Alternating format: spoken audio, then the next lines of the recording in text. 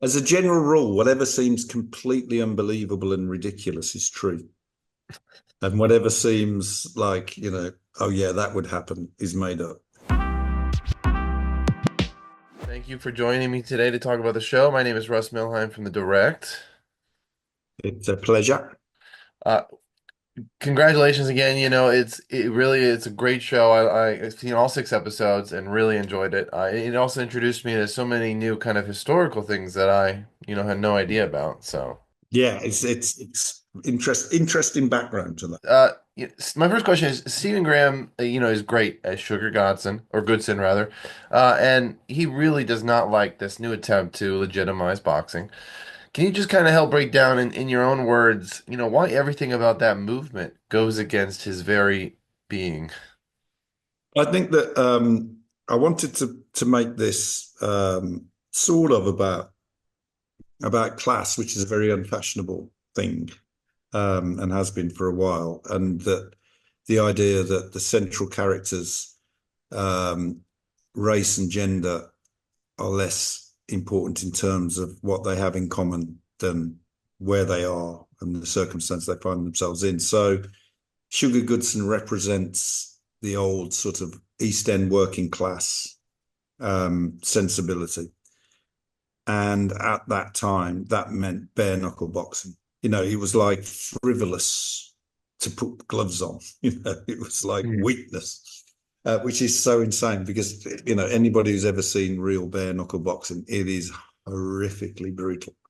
Um, and at that time, the Marquis of Queensberry and the Earl of Lonsdale in the West End of London were attempting to make boxing the sweet science and putting gloves on people and hoping that sort of military officers would be boxing each other. And also, the crowd were meant to be silent. And if anybody made a noise, somebody would tell them to be quiet. And it was like a completely, but because this thing is about what it's about, this idea that the whole topic of the series can be symbolized with a pair of gloves was such a gift. If you put the gloves on, you're giving into that. If you don't put the gloves on, you're still that. It made life quite simple. Yeah, Sugar's, problems with it get so big, it even gets to a point that, he beats his own brother for even daring to slip further into it without him. Yeah. Would you say that their brotherhood is kind of shattered forever? Is that unrecoverable?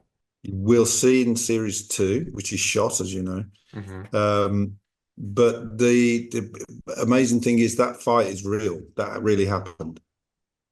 The fight between those two brothers actually took place in a church. And it was a very brutal fight, and Treacle was nearly killed. Historically, that's the case. Um, and so when you get like a destination like that in a relationship like that, as a writer, you got to work out how did that happen? How did they come to that point? And then how did they reconcile afterwards, which it's not really a spoiler, which they did. You mentioned kind of the historical elements of it, and as someone that doesn't know much about this period of history, I wanted to ask, how accurate is the general show compared to what parts are like completely fiction, and where do you find that line of where you want to, maintain accuracy and where you're okay deviating? As a general rule, whatever seems completely unbelievable and ridiculous is true. And whatever seems like, oh yeah, that would happen is made up. So, we have someone called Hezekiah Moscow who comes to London from Jamaica because he wants to be a lion tamer. You can't make that up. And then becomes an incredibly successful bare knuckle boxer, and in the end is sort of declared the heavyweight champion of the world. Hmm. Which again you can't make up. At the same time, there's a group of 40 female gangsters, and there's always 40 of them, and they call themselves the 40 Elephants, and they're run by a queen called Mary Carr. Not none of this you would dare make up. So all of that is real. The fact that they used to go to Harrods and Selfridges en masse, cause chaos, and just steal so many clothes and fur coats and hats that when they left, they looked like elephants. And so they were called the Elephants. Again, you can't make that up. And the more serious stuff about the brothers, Sugar and they're called Sugar and Treacle. of course, and Sugar and Treacle have this massive fight towards the end. So all of that is true, and it's like taking those stepping stones and finding a way between them. And of course, the fiction is what I wanted to do was to imagine that a real person, Hezekiah Moscow, and a real person, Mary Carr, who were in London at the same time. Imagine what would have happened if they'd met, because there is absolutely no proof that they didn't meet.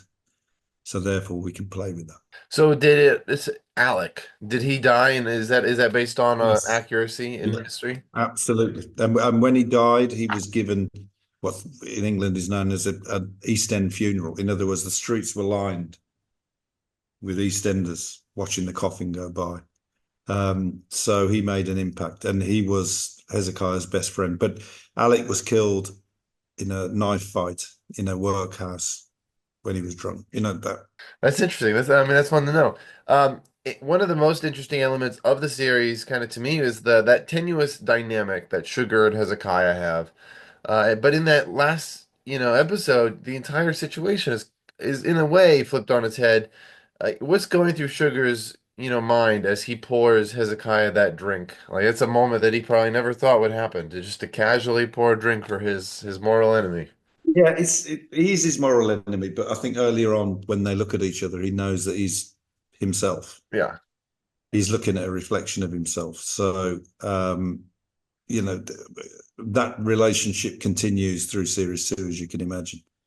And it's it's taking real events and imagining how the real characters would have behaved in that situation, but not like imagining how they would have behaved in terms of fiction.